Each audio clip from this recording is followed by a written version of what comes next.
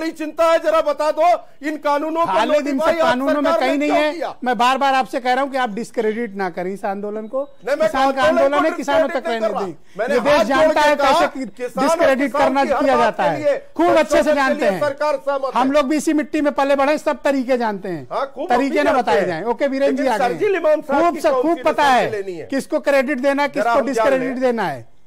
22 इसी मिट्टी में पले बड़े, सब जानते हैं, सब जानते हैं। ओके वीरेंद्र जी आ गए। भाई वीरेंद्र जी, आप मुझे बताइए कि 19 दिन हो गए और कोई हल नहीं निकल रहा है, रास्ते नहीं निकल रहे हैं। किसान भाई आज भी बॉर्डर पे पड़े हुए हैं, इतनी सर्दी में कितने लोगों की मृत्यु हो गई, कोई रास्ता निकल क्यों नहीं रहा है? कारण क्या है?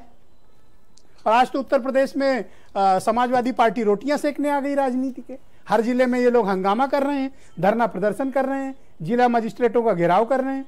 अरे सरकार आराम से चलने दीजिए, आप क्यों घेराव कर रहे हैं? किसानों का आंदोलन है, आपसे क्या मतलब है? नहीं, इस देश में हर पार्टी में किसान हैं, और अगर समाजवादी पार्टी रोटी सेक रही है तो ये अमित पुरी की पार्टी का भात बना रही थी, ये दाल चावल खिलाते हैं। अगर आज इस देश में कोई आंदोलन चल रहा है तो इसमें क्या आपत्ति है अगर समाजवादी पार्टी उसका समर्थन करती, बसपा करती है, कांग्रेस करती है? भाजपा का जो विरोध कर रहे हैं सब राष्ट्र विरोधी है।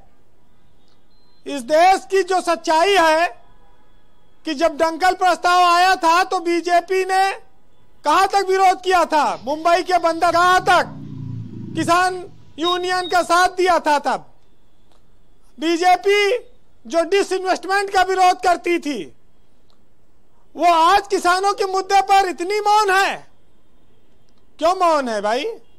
अरे अगर आंदोलन नाजायज है तो चलवा दो, जलियांवाला बाग बना दो। यही तो कोशिश है।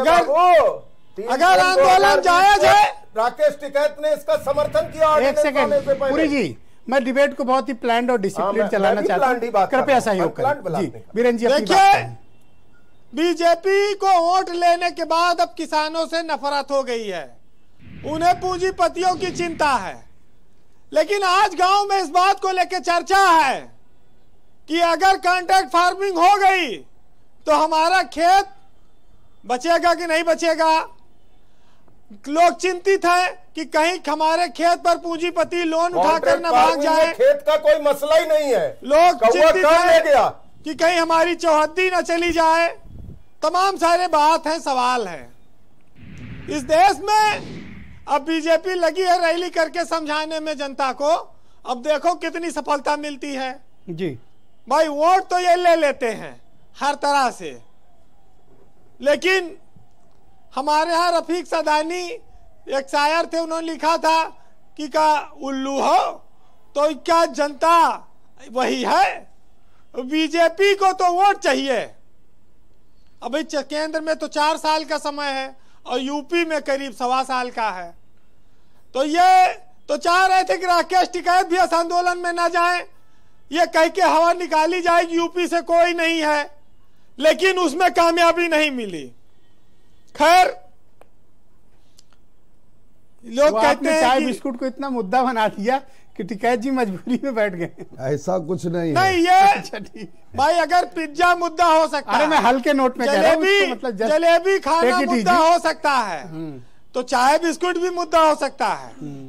और आज इस देश के किसान एकजुट हैं तो वो इस देश के हित के लिए तो हैं। सरकार उनको समझा क्यों नहीं पा रही है?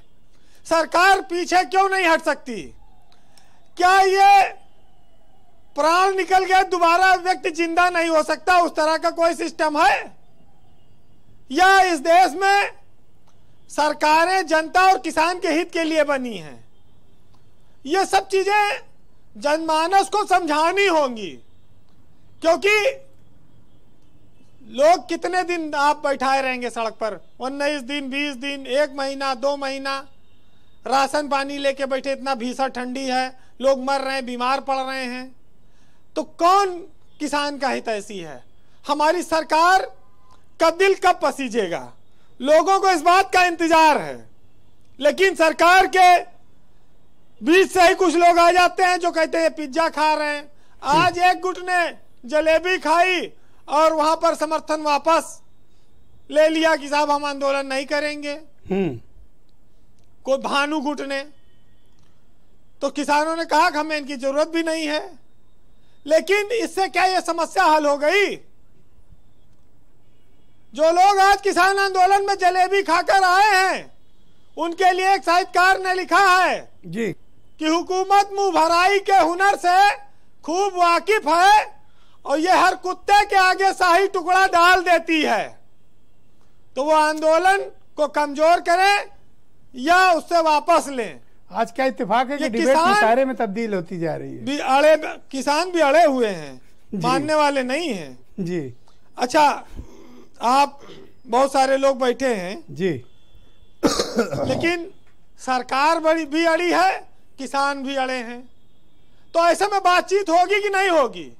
बातचीत से ही तो रास्ता निकलेगा, और जितनी जल्दी निकले उतना जल्दी अच्छा है। 3-3 पीढ़ियां क्यों सड़क पर उतरे हैं? जी वीरेंद्र जी, तो जो लोग अड़े होते हैं उनके लिए एक साहित्यकार ने लिखा है, थोड़ा आज क्लिष्ट शब्द है उर्दू के, लेकिन मजा आएगा। नहीं, ये काम मैं सुरेंद्र राजपूत को देता हूँ, वो समझे आपको। कि जमाना देखता है क्या करेगा मुद्दई होकर, और नहीं भी हो तो बिस्मिल्लाह मेरे मुद्दुआ तुम हो। हमारा प्यार रुसवाए जमाना हो नहीं सकता, और ना इतने बावफा हम हैं, ना इतने बावफा तुम हो। और चमन इख्तिलात ए रंग और बू से बात बनती है, और हम ही हम हैं तो क्या हम हैं, और तुम ही तुम हो तो क्या तुम हो। थैंक यू वीरेंद्र जी, बहुत बहुत बहुत शुक्रिया आपका। इसकी व्याख्या हम सुरेंद्र राजपूत से करा लेंगे आगे चलकर। मेरे साथ हरनाम सिंह मौजूद हैं, भारतीय किसान यूनियन के वाइस प्रेसिडेंट हैं। भाई हरनाम जी, कब तक आप लोग इस तरह सड़कों पर बैठे रहोगे? सरकार के पास क्या आप कोई नया प्रस्ताव भेजने वाले हो, या सरकार से कोई प्रस्ताव आपको मिला बातचीत के लिए?